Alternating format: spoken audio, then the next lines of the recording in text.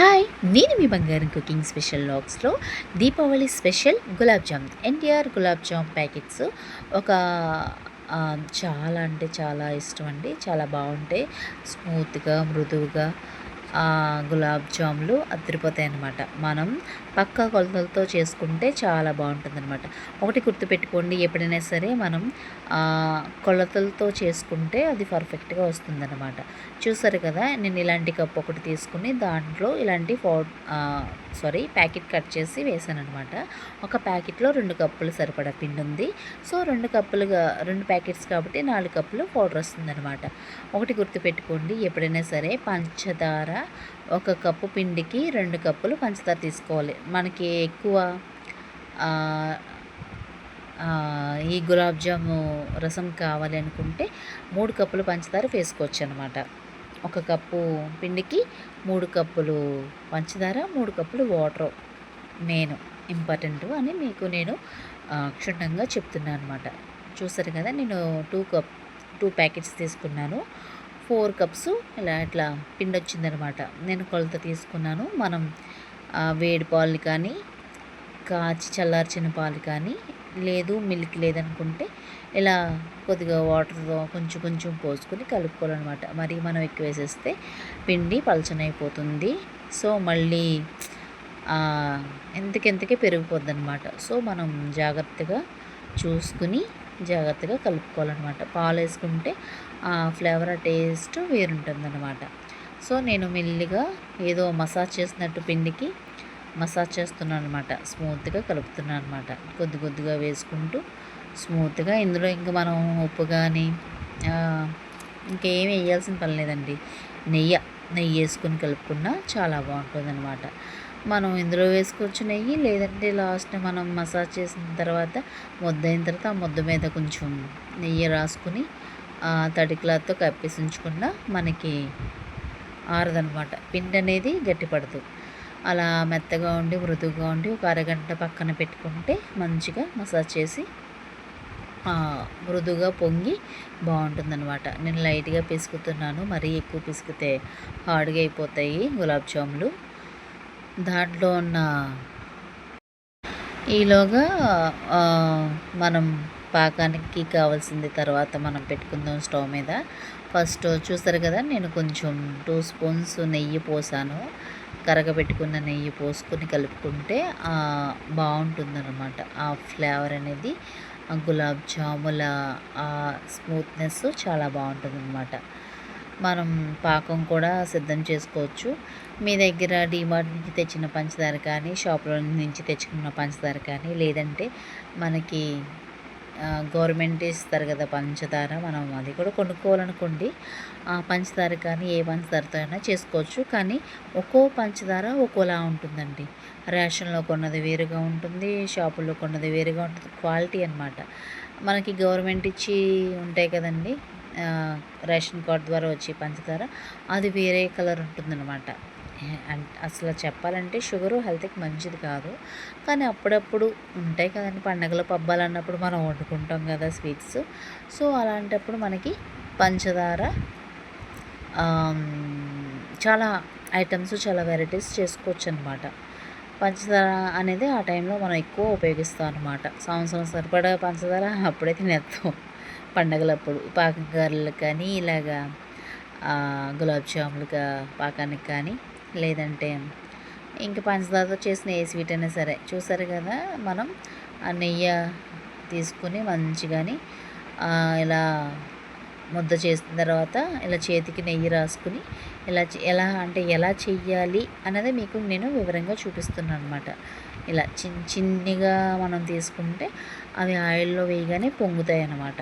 So అలాగ ఒకసారి ఇలా నొక్కి ఇలా చుట్టుకుంటే ఇదిగో ఈ షేప్లోకి వస్తుంది అనమాట. సో అన్నీ మనం కొద్ది కొద్దిగా తీసుకుని మనం మంచిగా గులాబ్ జామున్ అనేది ప్రిపేర్ చేద్దాం. చూడండి, మీరు కూడా ట్రై చేస్తూ ఉండండి అప్పుడప్పుడుని. రోజు తినేయకుండా స్వీట్స్, మళ్ళీ ఎక్కువ తిన్న షుగరు. ఏంటో ఈ కాలం అసలు ఎక్కువ ఏ తినాలన్నా భయమే. థైరాయిడ్లు, షుగర్లు, బీపీలు, కొలెస్ట్రాల్ ఇవన్నీ ఏంటండి బాబు, మనం తినే తిండిలే. అందుకనే ఎంత కంట్రోల్ ఉంటే అంత మంచిది. సో, మన హెల్త్ కూడా ఇంపార్టెంట్ కాబట్టి త్వరగా షెడ్‌కి వెళ్ళిపోకుండా ఉండాలంటే కొంచెం స్వీట్స్ కూడా తగ్గించండి. ఏ పండుగ పబ్బం వచ్చిన తర్వాత తినండి. మరీ తినేయకుండా కాదు, తినాలి. లిమిట్‌గా తినాలన్నమాట. ఏమన్నా మీకు క్రేవింగ్స్ అనిపించినప్పుడు, ఇలా తినాలనిపించినప్పుడు ఇలా చల్లగా కూల్‌గా వేడివేడిగా గులాబ్ జాములు కానీ, రసమలై ఇలాంటివి భలే ఉంటాయండి నోటికి రుచి కానీ. అలా మన హోమ్మేడ్ ఇంట్లో చేసుకున్నదైతే మంచిదనమాట. సో, నేను ఒక స్టవ్ మీద ఇలా మందపాటి గిన్నె పెట్టుకుని చూసారు కదా, ఏ కప్పుతో అయితే నేను పిండి తీసుకున్నానో ఆ కప్పుతోనే షుగరు మన రేషన్ షాప్‌లో ఇచ్చి షుగర్ అన్నమాట. ఇది ఏంటంటే కొంచెం కలర్ రెడ్‌గా ఉంటుంది. పెద్దేం పట్టించుకోవాల్సిన పని లేదు. స్కిప్ చేయండి. ఒక్కోటి ఒక్కో కలర్ అనమాట. సో, నేను చెప్పాను కదా, ఒక కప్పు పిండికి 2 కప్పుల పంచదార లేదంటే 3 కప్పుల పంచదార. మనకి ఎక్కువ పాకం కావాలంటే కొంతమంది పాకం తాగుతారు, తింటారు ఇష్టంగా కాబట్టి మనకి కావాల్సిన విధంగా పాకం ఎక్కువ కావాలంటే 3 కప్పులు, లేదు మీడియంలో కావాలంటే 2 కప్పులు. ఒక కప్పు పిండికి 2 కప్పుల పంచదార, 2 కప్పుల పంచదారకి 4 కప్పుల వాటరు. అంటే కప్పు పంచదారకి 2 కప్పులు నీళ్ళు పోయాలన్నమాట. మెజర్మెంట్స్ అట్లా ఉంటాయి మరి. అలా మనం పంచదార వేసేసుకొని మీడియంలో పెట్టుకోండి. నీళ్ళు పోసిన తర్వాత హైలో పెట్టుకొని తిప్పుతూ ఉండాలి. పంచదార అనేది కాగుతూ ఉండాలి.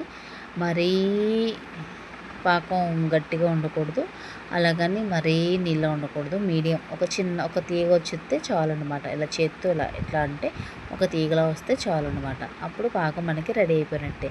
దీంట్లోకి మనకి యాలకుల పొడి కానీ, వెనిలా ఎసెన్స్ అని ఉంటాయి, కేక్లో వేస్తారు. అది 2 చుక్కలు వేసుకున్న మంచి ఫ్లేవర్ వస్తుందన్నమాట.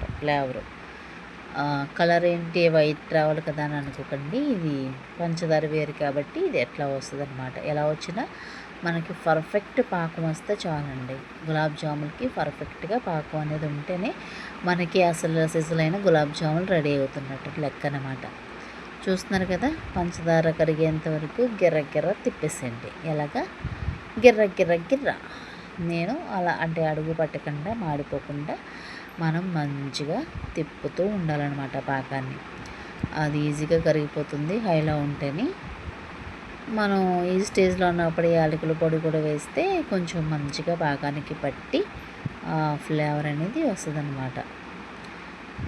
నేను కొంచెం ఏంటంటే వెనిగరు ఎందుకు చెప్పానంటే, నిమ్మరసం కానీ వెనిగర్ కానీ మనం పాకం రెడీ అయిపోయిన తర్వాత అవి వేస్తే మన పాకం అనేది గట్టిపడదు, అలాగని ఇది అవ్వదు, మీడియంలో అట్లా ఉండిపోతుందన్నమాట. సో, కొంచెం వెనిగర్ కానీ లేదంటే ఒక నిమ్మకాయ కొంచెం కానీ వెయ్యాలన్నమాట.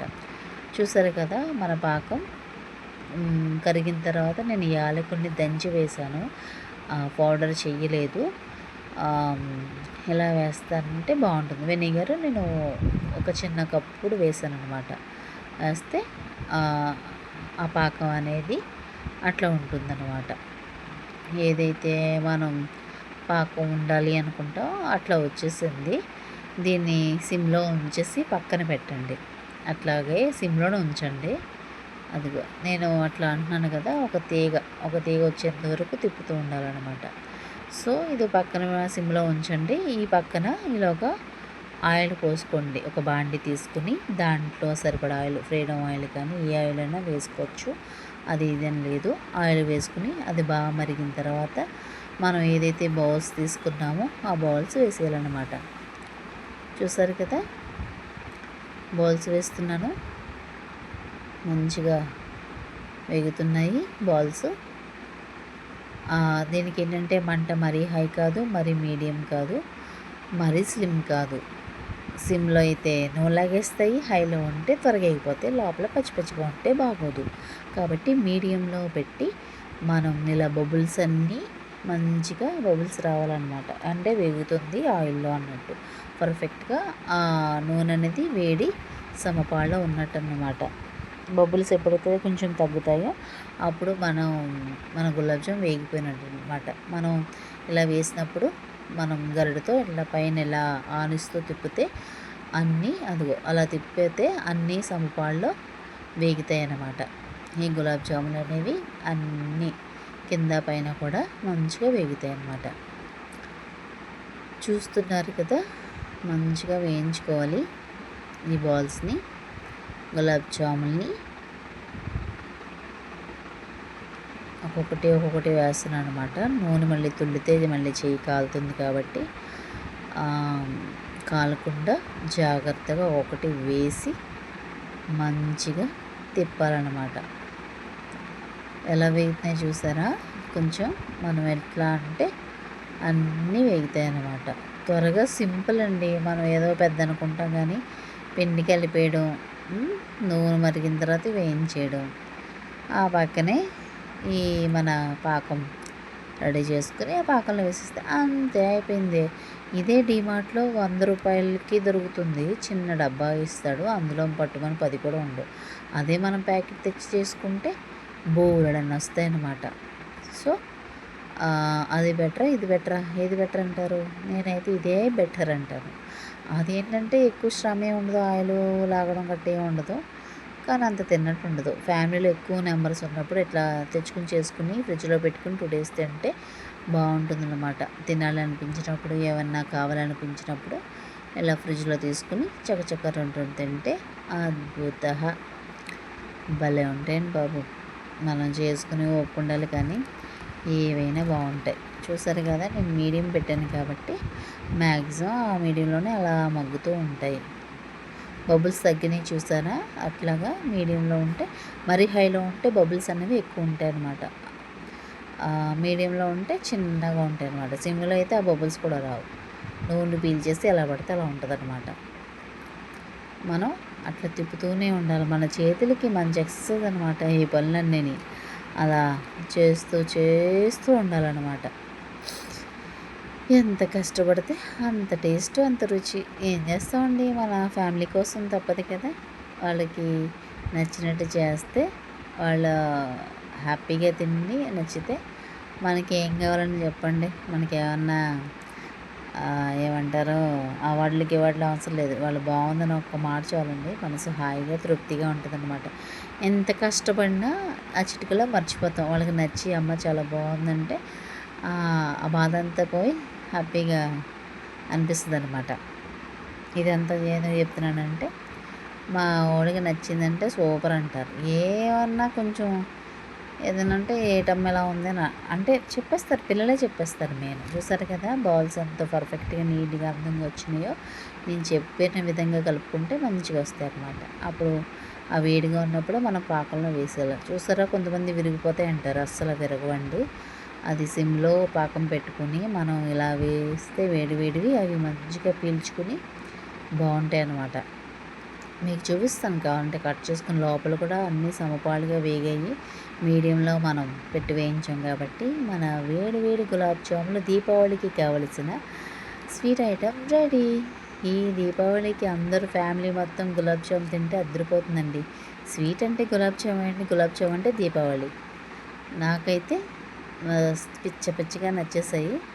మన దీపావళి స్వీట్ వంటకం రెడీ. మీ అందరికీ కూడా దీపావళి శుభాకాంక్షలు, మీకు మీ కుటుంబ సభ్యులకి కూడా. అందుకని ఈ స్వీట్ కూడా నా తరపున మీకే అనుకోండి. అందరూ ఒకటి తీసుకుని తినండి. మీరు కూడా నచ్చితే సబ్స్క్రైబ్ చేయండి, నలుగురికి చెప్పండి చేయమని. ఫాలో అవ్వండి, లైక్ చేయండి, షేర్ చేయండి, కామెంట్ చేయండి. చూసారా, యాలకులు మంచిగా కనిపిస్తున్నాయి. కొంతమంది పౌడర్ వేసేస్తారు. పౌడర్ అవసరం లేదండి, మనం ఇలా యాలకులు చెదకొట్టుకొని అలా వేసుకున్న ఆ ఫ్లేవర్ మంచిగా దిగి మంచిగా స్మెల్ వచ్చి బాగుంటుందన్నమాట. ఈ గులాబ్ జామున్లో ఐస్ క్రీమ్ వేసుకుతుంటే అద్దరిపోద్దండి, చాలా బాగుంటుంది. ఐస్ క్రీమ్ లేకుండా ఏమీ లేకుండా కూడా తినచ్చు. చూసారు కదా, నేను ఎలా తిప్పుతున్నాను, అయినా ఏమో ఇది అవ్వట్లేదు కదా. సో మనకి పర్ఫెక్ట్గా గులాబ్ జామున్ అనేవి వచ్చేసాయి. మనం ఇంకేముందండి, చుట్టాలు వచ్చిన దేవుడికి ముందు పెట్టేసి ఆ తర్వాత ఒక 2, 3, 4 గిన్నెలో వేసిస్తే అది తాగుతూ ఇది తింటూ. చూసారు కదా, నేను పాకం కూడా మంచిగా ఎక్కువే పెట్టాను.